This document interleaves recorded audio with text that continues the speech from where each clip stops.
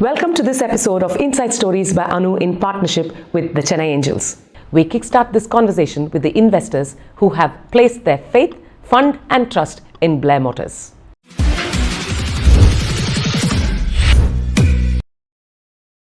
Prem and Vasant, thank you very much for joining us today. And we're very excited to be talking about Blaer Motors. Tell us how your journey with Blaer Motors as investors started. Well, there are two phases of investment. I mean, the one which is by Chennai Angels, from where Vasant joined the group. I have been associated with them for significantly longer duration of time. Found a bright set of minds, which are essentially creating something which the world needs. So that was the combination that made me look at them, and actually a few of us put together and said, I mean, this is something that we should back. Right. So this was while it was a student project at NIT itself, or after that? After that. After the student project of NIT, they have been working on it for a long time. They were almost there in some context, and in terms of hypothesis being converted to something viable. Right. At least on paper. Right. So that was the time when we jumped into the company. There have been a lot of trial, and both in the context of what should be the model of the company going forward and so on. We jumped into the investment there much ahead of their patent physically being available. Yes. So our context was there is a patentability here. Yes. There was a patentability here. That was interesting. And very quickly, that also realized. At that point, you said this is time for us to be there. When did you think it was time for the Chennai Angels to be there? So there are some criteria as Chennai Angels. I'm sure Vasant could elaborate on it also. But fundamentally, they have to be in revenue. There has to be some kind of run rate they should show, and so on. So with the availability of lead customers, so to say, with that being there was revenue. There was a path which was available, and since the path was available, it was a right time to go to the market and ask for money.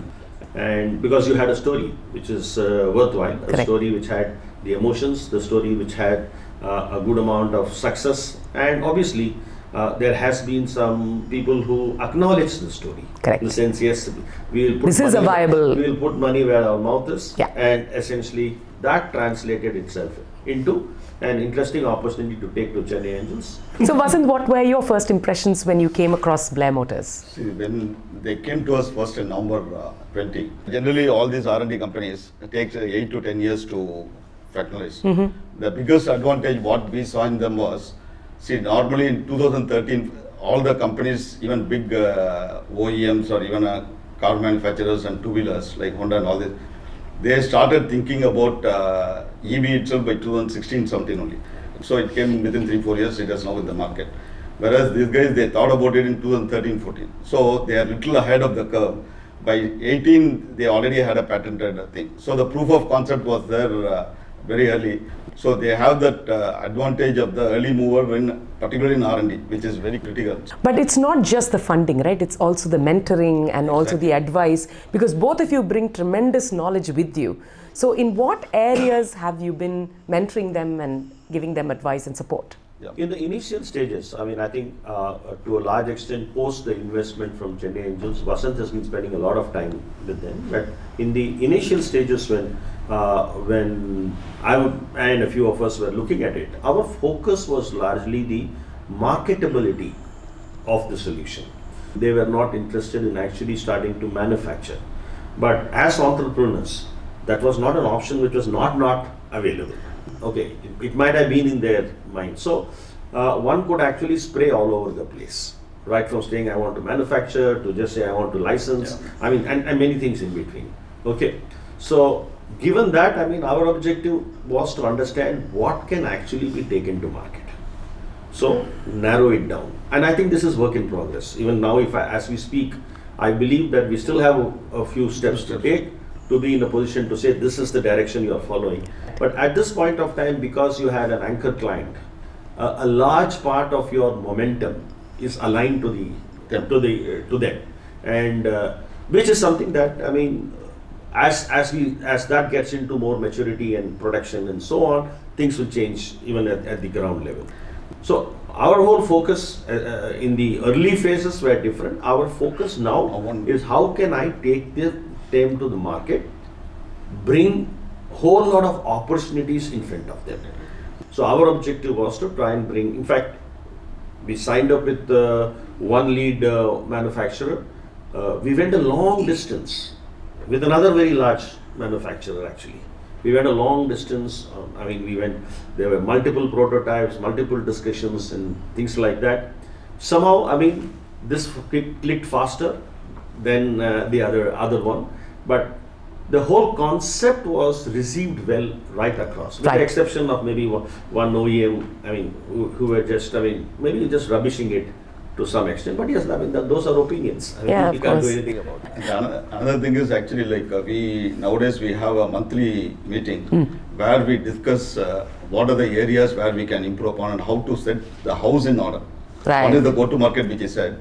The other thing is actually we wanted to have a 3 months, 6 months, a 3-year business plan, and we'll keep milestones and targets so that we keep chasing it. See, the idea is actually by 23 we should become a 150 crore company. One of the things what we have in this one is right now we'll be only supplying the technology as an R&D company, but also manufacture what we call it as BICS, that is Blaer information control system. That it will be around 2,500 to 3,000. That is the natural diversification which you are saying, and the prototype has already been developed. In fact, I wrote the auto 2-3 weeks back when I went to their workshop. I know you were telling me. Yeah. How did that feel? Yeah, it really felt great. Actually, the only thing is it was not fully covered because it's still a prototype. A little bit of sound was there, unlike a typical EV. But this thing, torque and the feel is really amazing. It's good. Because so now they've got a prototype bike, which I've been saying I would love to test, right?